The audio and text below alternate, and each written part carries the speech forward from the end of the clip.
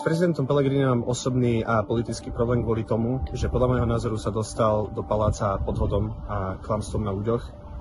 Tvrdil okrem evergreenových populistických sľubov o lacných potravinách a lacnom plyne, ktoré sa opakujú v podstate každé voľby pri každej populistickej politickej osobnosti, obvinil protikandidáta svojho z toho, že nás pošle do vojny v Ukrajine, ktorá sa nás netýka. Nikdy by nás do nej neposlal. Preto si myslím, že to bolo klamstvo. Bolo to útok na najnižšie ľudské body strachu. U niektorých častí slovenského obyvateľstva možno aj nejakého protiukrajinského cítenia.